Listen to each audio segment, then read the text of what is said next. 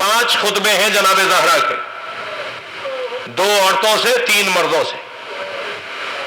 عجیب بات ہے، 3 خطاب جناب زہرا کے مردوں سے خطاب ہے. پردہ لگا ہوا ہے، پوری مسجد بھری ہوئی ہے، سیدہ خطبہ دے رہی ہیں.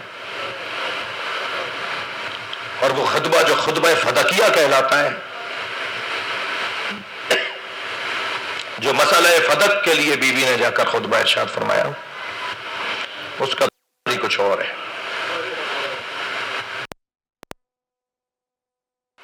تو بیویوں کے حلقے میں تھی. وہ بیویاں کہتی ہیں کہ اس دن چال سیدہ کی نبی کی چال تھی. جیسے نبی چلتے تھے نا، جیسے نبی قدم اٹھاتے تھے، ایسے جناب زہرا قدم اٹھا رہی تھیں. آپ کا انداز چلنے کا نبی جیسا تھا. اور پھر جب خطبہ بھی دیا ہے تو بابا کے لہجے میں خطبہ دیا ہے.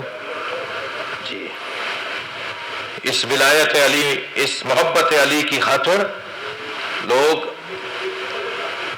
حلقوم گلے، ہنجرے گلے کاٹے گئے ہیں. لوگوں نے قربانیاں دی ہیں، جانیں دی ہیں.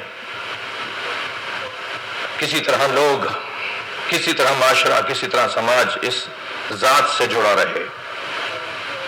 آج 19واں روزہ گزر گیا،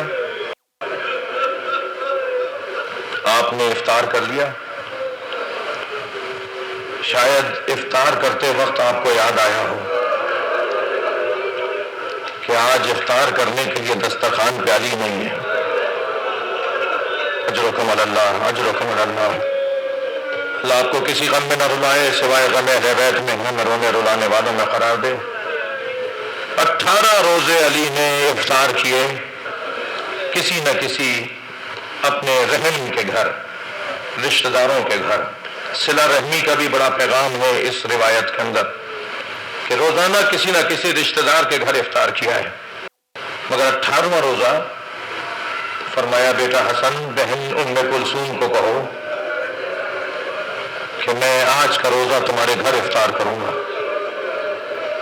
میں رونے والوں سے پوچھوں، مجلس میں خواتین بھی ہیں، بیویاں بھی ہیں، بیٹیاں بھی ہیں. بیٹیوں کو باپ سے کتنی محبت ہے اور باپ بھی بیٹیوں سے کتنا پیار کرتے ہیں. یہ ایک فطری مسئلہ ہے. گھروں میں آپ کا مشاہدہ ہوگا کہ بیٹیاں باپ سے زیادہ لپٹتی ہیں اور باپ بھی ذرا بیٹیوں کا زیادہ خیال کرتے ہیں. یہ پیار ہے نا بیٹی اور باپ کا. میں نے یہ کربلا کے میدان میں بھی دیکھا ہے. اجرکم اللہ، اجرکم اللہ. میں نے جب دیکھا کہ جب ذوالجناح خبر شہادت لے کر آیا تو ذوالجناح ڈھونڈ رہا تھا کہ سکینہ کہاں ہے. اس خیمے پہ جا کے رکا جس خیمے میں جناب سکینہ تھی، اور زمین کربلا پہ ایسے پیر مار رہا تھا جیسے ماتم کر رہا ہو. جب بی بی نے بابا کے گھوڑے کی آہٹ سنی نا تو خیمے سے باہر آئی. کیا دیکھا کہ خالی گھوڑا کھڑا ہے، زین ڈھلکی ہوئی ہے، رکابیں زمین پہ خط بنا رہی ہیں اور بابا نہیں ہے مگر بابا کی سواری آ گئی ہے. تو آگے جو بڑھی تو گھوڑے نے گردن جھکانا شروع کر دی. جب ذوالجناح نے ان کے آگے اپنی گردن جھکا دی نا تو بی بی نے اس کے سر پہ ہاتھ رکھ کے ایک سوال کیا، اور سوال یہ تھا، یا جواد ابی هل سقیا ابی ام قتلا شانا. اے میرے بابا کے باوفا گھوڑے، مجھے اتنا بتا دے پانی پلا کر مارا؟ میرا بابا پیاسا بہت تھا. اجرکم اللہ، اجرکم اللہ. جن کے مذہب میں رونا جائز ہے وہ تکلف کر کے نہ رو. اللہ آپ کو کوئی غم نہ دے سوائے غم اہل بیت کے. ہمیں رونے اور رلانے والوں میں قرار دے. جناب ام کلثوم کے گھر آئے مولا علی، اور مولا علی نے جناب ام کلثوم کے گھر جب دسترخوان دیکھا نا، بی بی نے بھی، بیٹی ہے نا، سوچا ہوگا یہ بنا لوں، یہ پکا لوں، بابا کے لیے یہ رکھوں گی. میرے گھر میرے بابا آ رہے ہیں، میرے گھر میرے بابا آ رہے ہیں. دسترخوان سجایا ہوگا نا، لیکن پھر خیال آیا کہ بابا کو تو اچھا نہیں لگتا کہ دسترخوان پہ بہت ساری غذائیں ہوں. تو پھر بی بی نے کم کر کر کے 3 چیزیں رکھی، ایک کاسے میں دودھ، ایک ظرف میں نمک، اور بابا کی پسندیدہ روٹی جو کی روٹی. یہ 3 چیزیں رکھ دی. جب میرے مولا دسترخوان پہ آ کے بیٹھے تو پہلے دسترخوان دیکھا، پھر کھڑی ہوئی بیٹی کو دیکھا اور چہرے کو دیکھ کے فرمایا بیٹا کبھی تمہارے بابا کے دسترخوان پر اتنی چیزیں ہوئی؟ تم نے اتنی چیزیں رکھ دی؟ بابا کیا رکھا ہے؟ نہیں کم کرو۔ تو جناب ام کلثوم آگے بڑھی کہ نمک اٹھا لیں تاکہ بابا روٹی سے اور دودھ سے افطار کر لیں۔ تو ہاتھ روکتے ہوئے فرمایا دودھ اٹھا لو، کوفے میں بہت یتیم بچے ہیں جنہیں پینے کو دودھ نہیں ہے۔ اجرکم اللہ، اجرکم اللہ، اللہ آپ کو اجر عطا فرمائے۔ میرے مولا حضرت ام کلثوم کے گھر سے افطار کر کے اپنے گھر نہیں گئے، بلکہ فرمایا ام کلثوم آج رات تمہارے گھر میں گزاروں گا۔ ساری رات حسب دستور حسب عادت علی ابن ابی طالب نے مصلی عبادت پر گزاری۔ مسلسل نمازیں، تکبیروں کی آوازیں آ رہی ہیں، کبھی قرآن کھولتے ہیں، قرآن پڑھتے ہیں، کبھی علی ابن ابی طالب کے تسبیح کی آوازیں آتی ہیں۔ اسنا میں بی بی کہتی ہے میں ساری رات بابا کے ساتھ جاگتی رہی اور دیکھتی رہی کہ میرے بابا ہمیشہ کی طرح عبادت میں ہیں کہ اچانک میں نے دیکھا کہ مصلی سے اٹھے اور اس عجلت سے اٹھے جیسے کسی چیز کی خبر ملی ہو، اور اٹھ کر صحن میں آئے اور آسمان پر کسی چیز کو ڈھونڈنے لگے، مگر پھر واپس گئے تو جو جانے کا انداز تھا وہ واپس جانے کا نہیں تھا، جیسے آئے تھے ایسے گئے نہیں، بہت آرام آرام سے چل کے مصلی پہ چلے گئے۔ پھر کچھ دیر کے بعد ایسے ہی چونک کر اٹھے اور پھر صحن میں آ کر آسمان پر کچھ ڈھونڈنے لگے، تو اچانک کچھ نظر آیا تو فرمایا ہذہ لیلۃ التی قد وعدت، یہ وہی رات ہے جس کا مجھ سے وعدہ کیا گیا۔ بی بی سے نہیں رہا گیا، بی بی نے فرمایا بابا یہ آپ کیسا جملہ کہہ رہے ہیں، کون سی رات ہے یہ؟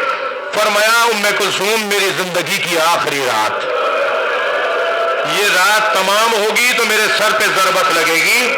تمہارے نانا نے مجھ سے وعدہ کیا تھا کہ تمہاری داڑھی، تمہاری ریش تمہارے اپنے سر کے خون سے رنگین ہوگی، یہ وہی رات ہے۔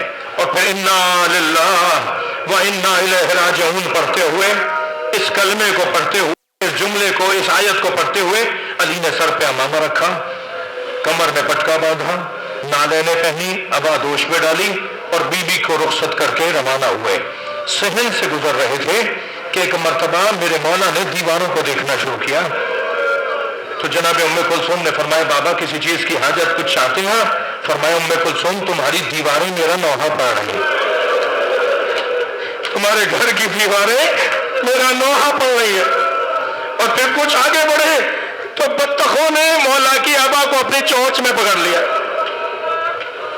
علی نے رستہ بدلا، پھر وہ سامنے آ گئی، پھر رستہ بدلا، پھر وہ سامنے آ گئی، تو زمین پر بیٹھ گئے اور ان پر ہاتھ پھیرتے ہوئے فرمایا اے ام کلثوم تمہارے گھر کی یہ مرغابیاں میرا نوحہ پڑھ رہی ہیں، میرا ماتم کر رہی ہیں، دیکھو انہیں اگر رکھ سکو تو رکھنا، کھلا سکو تو رکھنا، ورنہ انہیں آزاد کر دینا۔ یہ کہہ کے آگے بڑھے تو دروازے کی جو زنجیر تھی وہ میرے مولا کے کمر کے پٹکے میں جا کے الجھی لگی، اور وہ جب کمر میں لگی تو مولا کا پٹکا کھلا، پٹکا جو کھلا تو علی نے اسے باندھتے ہوئے دوبارہ ایک شعر پڑھا جس کا ایک شعر پڑھا، مفہوم یہ ہے کہ یا علی تم اب اپنی کمر موت کے لیے کسو، اے علی اب اپنی کمر کسو موت کے لیے۔ اور پھر یہ کہہ کر مڑے جناب ام کلثوم کو دیکھا اور فرمایا الوداع الوداع، کہا بابا بھائی حسن کو بھیج دیجئے نماز پڑھانے کے لیے۔ فرمایا جس کا میں نے مدتوں سے انتظار کیا، جس لمحے کا میں نے مدتوں سے انتظار کیا تم مجھے اس لمحے سے دور کر رہی ہو۔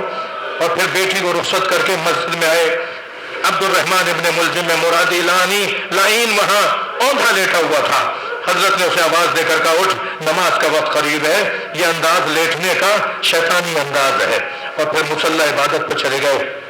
علی مصلی پر نماز شب پڑھتے رہے، اذان کا وقت ہوا، یہ جو اذان اب کوفے میں گونجی ہے نا یہ آخری اذان ہے جو علی بن ابی طالب کی امامت میں نماز پڑھوائی گی۔ لیکن جب سارے صحابہ جمع ہو گئے، سارے کوفے والے مسجد میں آ گئے اور نماز جماعت کھڑی ہوئی، پہلی رکعت کا پہلا سجدہ، ہاں عزیزانو پہلا سجدہ ہے جس سجدے میں علی کے سر پہ ضربت لگی ہے، وہ سجدہ جو کوفے میں ناتمام رہا تھا نا، یہ وہی سجدہ ہے جو کربلا میں حسین نے تمام کیا ہے۔ میرے مولا سجدے کی حالت میں ہے کہ صفوں کے درمیان سے عبد الرحمن ابن ملجم نکلا جس کے ہاتھ میں تلوار ہے جسے اس نے زہر میں بجھایا ہے۔ ایک مرتبہ فضا میں تلوار بلند ہوئی اور علی بن ابی طالب کے فرق اقدس میں آ کے لگی۔ یہاں تلوار کا لگنا تھا جو آدھے سر میں اتر آئی، تلوار کا لگنا تھا، وہاں بے ساختہ علی کی آواز آئی، فزتو ورب الکعبہ، مجھے رب کعبہ کی قسم آج علی کامیاب ہو گیا۔ عزادارو گریہ ہو گیا، مجلس ہو گئی۔ میرے مولا کو جب ضربت لگی نا، میرے مولا کو جب تلوار لگی تو علی کا رخسار زمین پہ جا کے لگا۔ میں اتفاق سے کل ہی مقتل کی روایت پڑھ رہا تھا، جب مولا کے سر پہ ضربت لگی تو مولا کا رخسار زمین پہ جا کے لگا۔ میں مولا سے ہاتھ جوڑ کے کہوں گا، مولا یہ صرف آپ کا چہرہ زمین پر نہیں لگا، کربلا میں آپ کا حسین گرے گا، کوفہ و شام کے بازاروں میں آپ کی زینب گرے گی، کہیں آپ کی پوتی سکینہ گرے گی۔ اے مولا ایک ایک ایک ایک منزل ایسی ہے جہاں علی بن ابی طالب کے گرنے کو یاد کیا جائے گا۔ اجرکم اللہ۔ آگے بڑھے امام حسن مجتبیٰ، بابا کو آغوش میں لیا۔ میرے مولا علی نے فرمایا، بیٹا حسن مجھے بتاؤ میری داڑھی رنگین ہو گئی؟ کیا اطمینان ہے، کیا اطمینان ہے۔ امام حسن سر پر پٹی باندھ رہے ہیں، سر کھل چکا ہے، علی کے سر سے خون بہ رہا ہے۔ امام حسن سے فرما رہے ہیں، بیٹا حسن مجھے اتنا بتاؤ میرے چہرے کی داڑھی، میرا چہرہ میرے خون سے رنگین ہو گیا؟ فرمایا ہاں بابا رنگین ہو گیا۔ تو پھر آسمان کی طرف دیکھ کے فرمایا الحمدللہ، یا اللہ تیرا شکر ہے، اے حسن تمہارے نانا نے مجھے جو بتایا تھا وہ پورا ہو گیا ہے، وہ پورا ہو گیا ہے۔ بیٹا نماز مکمل کرواؤ۔ امام حسن نے نماز جماعت مکمل کروائی۔ مولا علی کو محراب کی دیوار سے تکیہ ٹیک دے کر، سہارا دے کر بٹھا دیا گیا۔ نماز مکمل ہوئی۔ عزادارو اب نماز کے بعد لے کے چلے ہیں علی کو، سنیں گے وہ علی بن ابی طالب جو 2 انگلیوں سے باب خیبر اٹھائے، اس علی سے اب چلا نہیں جا رہا، اس لیے کہ اب علی خود جانا چاہتے ہیں۔ 2 قدم چل کے فرمایا، بیٹا میرے پیروں میں دم نہیں ہے، بیٹا حسن میرے پیروں میں دم نہیں ہے۔ ایک قالین بچھایا گیا، بس آخری جملے، ایک قالین بچھایا گیا اور قالین پر مولا علی کو لٹھایا گیا۔ چاروں طرف سے چاہنے والے، اور اسی اسنا میں کیا دیکھا کہ امام حسن کے آنکھ کا آنسو مولا علی کے چہرے پہ آ کے گرا۔ آنکھیں کھول کے دیکھا تو حسن رو رہا ہے۔ فرمایا بیٹا حسن خبردار، جو حق کی خاطر جیتا ہے اسے یہ دن دیکھنا پڑتا ہے۔ اے میرے لال آنکھوں میں آنسو نہ آنے پائے۔ اچانک کیا دیکھا؟ عباس علمدار رو رہے ہیں۔ کہا عباس خبردار، رونا نہیں ہے۔ اچانک مڑ کے دیکھا تو حسین کی آنکھوں میں آنسو۔ فرمایا بیٹا حسین تمہارا رونا تو تمہاری ماں کو بھی گوارا نہیں تھا، تمہارے نانا کو بھی گوارا نہیں تھا۔ خبردار حسین گریہ نہ کرو، کبھی کہا حسن گریہ نہ کرو، کبھی کہا عباس گریہ نہ کرو، محمد حنفیہ گریہ نہ کرو۔ علی سارے رستے، بس آخری جملہ، علی سارے رستے بیٹوں سے کہتے رہے بیٹا گریہ نہ کرو، حسین گریہ نہ کرو، لیکن جیسے ہی گھر میں داخل ہوئے سامنے سے زینب کو آتے دیکھا، علی کی آنکھوں میں آنسو آتے، خود علی رو دیے۔